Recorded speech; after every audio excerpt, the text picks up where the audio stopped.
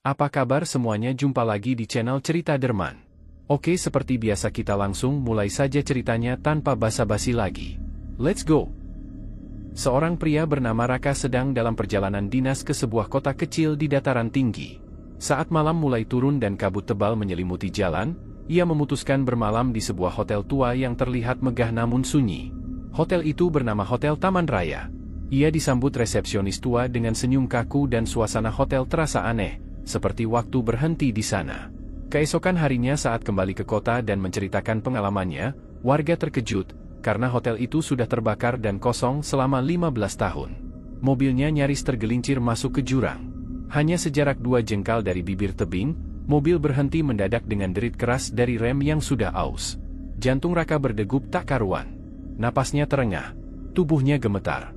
Ia mematikan mesin, menatap keluar kaca, dan menyadari betapa berbahayanya jalur yang baru saja ia lewati. Gila, gumamnya pelan. Ia keluar dari mobil, memeriksa ban dan rem. Basah, licin. Aroma tanah lembab bercampur kabut menyesakkan dada. Tidak mungkin ia lanjut malam ini. Jalanan terlalu gelap dan terlalu sunyi. Sinar lampu mobilnya hanya menembus beberapa meter ke depan sebelum ditelan oleh kabut. Saat itulah ia melihat papan kayu tua berdiri miring di sisi jalan. Tulisan yang sudah hampir pudar tergores samar dalam cahaya lampu. Hotel Taman Raya, 1 km. Ada tanda panah menunjuk jalan kecil ke kiri, menanjak, masuk ke celah pepohonan gelap. Entah mengapa, tulisan itu terasa seperti jawaban. Atau jebakan. Tapi saat angin malam makin dingin menggigit, keputusan harus diambil cepat. Ia masuk kembali ke dalam mobil dan memutar setir ke arah jalan kecil itu. Jalan menuju hotel itu sempit dan berbatu. Mobilnya melambat secara alami karena permukaannya tak rata. Dahan-dahan pohon menjuntai rendah, seperti hendak menghalangi jalan. Udara di sana lebih dingin. Bahkan kabutnya tampak lebih pekat. Tak ada lampu. Tak ada kehidupan. 15 menit berlalu. Akhirnya, dari balik kabut tebal, muncullah bangunan besar bergaya kolonial. Hotel itu tampak berdiri angkuh di tengah halaman luas yang dikelilingi hutan. Arsitekturnya kuno, dengan pilar-pilar besar dan atap tinggi. Namun tidak ada satupun mobil di pelataran parkir. Tak ada bel pintu otomatis. Tak ada papan neon yang menyala. Ia turun dan mendekat. Pintu kayu besar berwarna coklat tua terbuka perlahan, mengeluarkan bunyi derit seolah menyambut tamu yang telah lama ditunggu. Raka melangkah masuk ke dalam lobi hotel. Langit-langitnya tinggi. Lampu gantung tua bergoyang pelan. Di balik meja resepsionis, berdirilah seorang pria tua berjas hitam, rambutnya putih menyisir rapi ke belakang. Ia tersenyum tipis, tapi wajahnya datar. Mata sayunya tampak seperti tak pernah tidur. "Selamat malam, Tuan," ucapnya. "Apakah Tuan hendak menginap?" Raka mengangguk ragu. "Iya, saya hampir celaka di jalan. Hotel ini masih buka?" "Tentu saja, selalu terbuka untuk tamu yang tersesat." Kalimat itu membuat bulu kuduknya meremang. Tapi ia mencoba tetap tenang. Pria itu menyodorkan buku tamu besar berdebu. Raka menandatangani dengan pena bulu yang ujungnya terasa aneh, dingin dan seperti lengket. "Kamar 308, ucap resepsionis. "Lantai 3. Gunakan tangga marmer sebelah kanan." Tanpa bertanya lebih lanjut, Raka membawa tasnya dan melangkah ke tangga. Ia merasa ada sesuatu yang aneh, tapi pikirannya lelah. Ia hanya ingin tidur dan melanjutkan perjalanan esok pagi. Lorong lantai 3 sepi. Lampu dinding temaram. Di kiri kanan, pintu-pintu kamar berjejer rapat, semuanya tertutup rapat. Dinding lorong dipenuhi lukisan orang-orang berwajah datar. Beberapa lukisan seperti menggerakkan mata saat ia berjalan. Tapi Raka mengabaikannya. Kamar 308 berada di ujung lorong. Pintu kayu tua itu mengeluarkan suara berat saat dibuka. Interiornya antik, ranjang tinggi bergaya vintage, lemari besar dari kayu jati, dan jendela tinggi menghadap hutan. Udara dalam kamar sedikit pengap, tapi tidak terlalu buruk. Ia mandi dengan air dingin, lalu berbaring. Tapi saat lampu kamar dimatikan, suara-suara mulai terdengar. Pertama, suara anak kecil tertawa pelan di lorong. Lalu suara langkah kaki. Seperti seseorang berjalan pelan di depan kamarnya. Raka mencoba mengintip lewat lubang intip. Tak ada siapa-siapa. Lalu, telepon kamar berdering. Ia mengangkat. "Halo?" Tak ada jawaban. Hanya napas berat, seperti seseorang bernapas tepat di telinganya. Raka menutup telepon dengan cepat. Keringat dingin mulai mengalir dari pelipisnya. Ia berusaha tidur, memejamkan mata rapat-rapat. Tapi sesaat sebelum terlelap, terdengar musik piano dari lantai bawah. Lagu klasik pelan, melodi lama yang terasa asing dan menggetarkan hati. Ia turun. Lobi sepi. Tapi pintu ke arah ballroom terbuka. Di sana, lampu-lampu gantung menyala terang. Piano berdiri di sudut ruangan, dan di tengah ballroom, seseorang berdansa sendiri dalam balutan gaun putih. Raka berdiri terpaku. Ketika sosok wanita itu berbalik, wajahnya terbakar. Matanya kosong. Kulitnya melepuh. Raka mundur, terpeleset, lalu lari terbirit-birit kembali ke lantai 3. Ia mengunci kamar dan menahan napas di balik pintu. Lalu, suara ketukan. 3 kali. Pelan. Tapi jelas. Ia tidak menjawab. Ketukan berhenti. Hening kembali. Jam berdentang 3 kali. Pukul 3 pagi. Di luar jendela, kabut semakin pekat, dan suara lolongan serigala terdengar dari kejauhan. Raka akhirnya tertidur karena kelelahan, meski mimpi buruk terus menghantuinya. Dalam mimpi itu, ia melihat pesta dansa penuh tamu berpakaian kuno. Tapi wajah mereka semua rusak. Terbakar. Beberapa tak memiliki mata. Dan di tengah pesta itu, ia melihat dirinya sendiri, berdiri di antara mereka, tersenyum. Ia terbangun saat fajar menyingsing. Cahaya matahari samar menembus jendela. Ia buru-buru berkemas dan bersiap keluar dari hotel. Tapi yang ia temukan justru lebih membuatnya merinding. Meja resepsionis kosong. Debu menutupi permukaannya. Buku tamu penuh sarang laba-laba. Semua yang semalam tampak hidup, kini seperti telah lama ditinggalkan. Bahkan lampu gantung tak lagi menyala. Ballroom gelap gulita. Piano tertutup kain putih tebal yang penuh debu. Ia keluar ke parkiran. Mobilnya tidak ada. Di tengah kebingungan, ia mendengar suara langkah dari kejauhan. Seorang pria tua berpakaian petani melintas membawa gerobak. Raka berlari menghampirinya. "Pak, apakah Bapak tahu di mana mobil saya? Dan hotel ini?" Petani itu memandangnya dengan sorot aneh. Wajahnya pucat. "Mas, hotel ini? Hotel Taman Raya? Sudah lama kosong, sejak terbakar 15 tahun lalu." Raka menatapnya tidak percaya. "Tidak mungkin. Saya bermalam di sini semalam." Petani itu menarik napas panjang. Hotel itu habis terbakar tahun 2010.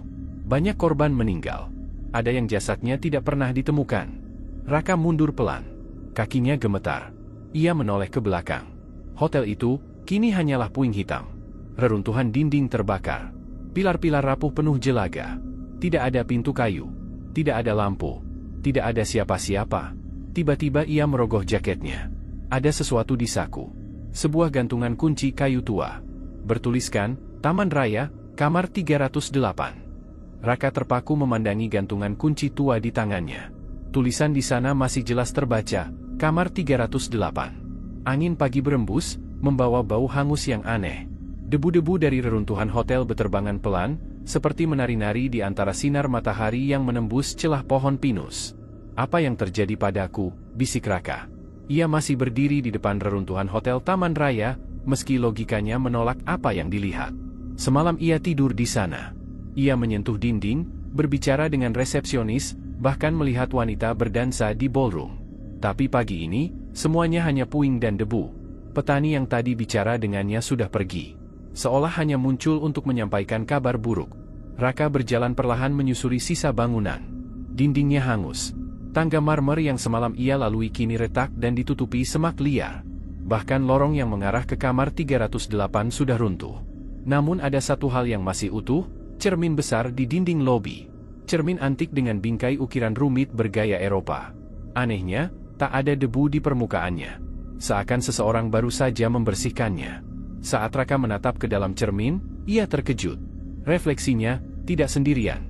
Di belakangnya, tampak siluet seseorang berdiri. Sosok itu memakai gaun putih, rambutnya panjang menutupi wajah. Bayangan itu semakin dekat. Raka berbalik cepat, tapi tak ada siapapun. Nafasnya tercekat. Jantungnya berdetak tak karuan. Ia kembali menatap cermin, bayangan itu sudah hilang. Tiba-tiba, dari dalam reruntuhan terdengar suara piano. Petikan nada yang persis seperti semalam. Raka gemetar. Suaranya berasal dari bawah tanah. Ia mencari sumber suara dan menemukan pintu besi tua tersembunyi di balik reruntuhan. Terpaku di lantai lobi, pintu itu mengarah ke ruang bawah tanah. Rantai dan gembok besi masih menggantung, tapi semuanya sudah berkarat dan rapuh. Dengan tenaga penuh, Raka membuka paksa dan turun. Tangga bawah tanah itu sempit dan gelap. Bau jamur menyengat. Dinding-dindingnya lembab dan dipenuhi lumut. Setelah beberapa anak tangga, ia tiba di ruangan yang sangat luas. Seperti aula bawah tanah. Di sana ada panggung kecil dan piano tua berdiri di atasnya. Dan di depan piano itu, duduklah seseorang. Wanita gaun putih. Bahunya bergoyang pelan mengikuti irama. Tapi nada yang dihasilkan terdengar kacau, seperti tangisan dari neraka. Jari-jarinya memukul tuts piano dengan kasar. Raka ingin mundur, tapi tubuhnya tak bisa bergerak. Seolah ada sesuatu yang memaksanya tetap berdiri. Wanita itu berhenti bermain. Ia perlahan menoleh. Wajahnya tak bisa dijelaskan dengan kata-kata. Hancur, seperti daging yang meleleh dan terbakar. Matanya hitam pekat, tanpa bola mata. "Kamu sudah kembali," gumamnya. Raka membeku. "Siapa kamu?" "Aku, bagian dari mereka yang terbakar di malam terakhir pesta." Wanita itu berdiri. Langkahnya pelan. Suaranya menggema dalam ruangan kosong. "Hotel ini bukan sekadar tempat menginap. Ini tempat terjebaknya arwah yang tak diterima bumi. Kami semua terbakar hidup-hidup. Tapi karena dosa, kami tak bisa pergi. Kami terikat pada waktu yang tak pernah bergerak maju." Raka mundur selangkah. "Kenapa aku?" "Kamu menandatangani buku tamu. Kamu adalah undangan baru." Tiba-tiba, semua pintu di ruangan bawah tanah terbuka. Dari lorong-lorong gelap, muncul bayangan-bayangan samar. Puluhan sosok. Berjalan pelan. Wajah mereka rusak, tubuhnya bolong, penuh luka bakar. Mereka semua bergerak ke arah Raka. Seolah hendak mengajaknya bergabung. "Tidak, aku bukan bagian dari ini," teriak Raka. Ia berlari ke tangga, mendaki dengan panik. Tapi lorong-lorong yang tadi ia lewati kini berubah. Tangga memanjang tak berujung. Cahaya dari atas semakin redup. Bayangan-bayangan itu mengejarnya. Tangisan dan lolongan terdengar bersahut-sahutan. Sampai akhirnya, ia terjatuh. Gelap. Saat Raka membuka mata, ia sudah berada di dalam sebuah ruangan putih. Bersih. Bau antiseptik. Di sekitarnya, beberapa perawat mengenakan masker. Seseorang mendekat. "Mas Raka? Alhamdulillah, maksud saya, syukur kepada Allah kamu sadar." Ia bingung. "Di mana aku?" "Kamu ditemukan tidak sadarkan diri di tengah hutan, dekat puing hotel Taman Raya. Kata warga, kamu tergeletak semalaman tanpa bergerak." Raka terdiam. Ia meraba sakunya. Gantungan kunci kamar 308 masih ada. Dan yang membuatnya makin menggigil, buku tamu hotel itu ditemukan di reruntuhan. Nama terakhir yang tertulis adalah namanya sendiri. 2 minggu setelah insiden itu, Raka masih sulit tidur. Ia mencoba melupakan segalanya. Tapi setiap malam, mimpi yang sama datang lagi. Musik piano, tawa dari lorong hotel, dan suara wanita berbisik, "Kamu sudah kembali." Ia akhirnya memutuskan untuk kembali ke lokasi hotel, dengan harapan bisa mencari penjelasan.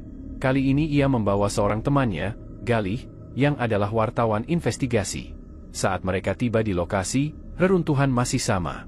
Tapi kini, garis polisi membentang di sekitarnya. Ada papan informasi kecil yang dipasang oleh pemerintah daerah. Tertulis bahwa Hotel Taman Raya terbakar pada malam pesta ulang tahun pemiliknya. Tidak pernah diketahui penyebabnya. Lebih dari 30 tamu hilang dalam tragedi itu. Sebagian ditemukan gosong, sebagian lagi tak pernah ditemukan jasadnya. Galih membaca dengan wajah serius. "Kamu yakin pernah tidur di hotel ini? Tempat ini sudah jadi bangkai sejak bertahun-tahun." Raka mengangguk. Ia menunjukkan gantungan kunci. Galih mendekati puing-puing lobi dan tiba-tiba menunjuk ke sebuah bagian dinding yang masih utuh. Ada cermin besar, sama seperti yang dilihat Raka malam itu. Tapi kini, di permukaan cermin itu, ada sidik jari. Banyak. Seperti tangan-tangan yang menempel dari dalam. Galih mencoba mengambil foto. Tapi setiap gambar yang diambil berubah aneh. Sosok wanita gaun putih terlihat samar di setiap foto. Tak pernah jelas, tapi cukup untuk membuat bulu kuduk merinding. "Kita harus pergi dari sini," kata Galih. Mereka bergegas kembali ke mobil. Di jalan pulang, Galih menyalakan tape recorder kecil yang biasa ia gunakan untuk merekam wawancara. Tanpa mereka sadari, tape itu menyala sejak di dalam hotel. Dan rekamannya, bukan hanya suara mereka berdua. Ada satu bagian di mana terdengar musik piano, lalu suara seorang wanita berkata lirih. "Kamar 308, tak pernah kosong." Galih menghentikan mobil. Mereka saling menatap, pucat. Dan di jok belakang, tergantung di kait kepala kursi, gantungan kunci itu berpindah sendiri. Sesungguhnya, Dunia ini menyimpan banyak hal yang tak kasat mata. Kita tak tahu kapan langkah kaki akan membawamu ke tempat yang semestinya tak dikunjungi. Tapi yang pasti, setiap tempat menyimpan cerita, dan tak semuanya ingin diceritakan. Katakanlah, aku berlindung kepada Tuhan manusia, Raja manusia, sesembahan manusia, dari kejahatan bisikan syaitan yang bersembunyi. Quran Surat An-Nas ayat 1-4. Terima kasih sudah menyimak cerita bermalam di Hotel Gaib. Ternyata sudah lama kosong. Jika kamu suka dengan cerita ini, jangan lupa untuk like, komentar, dan subscribe agar kamu tidak ketinggalan kisah-kisah misteri menarik lainnya. Sampai jumpa di cerita selanjutnya.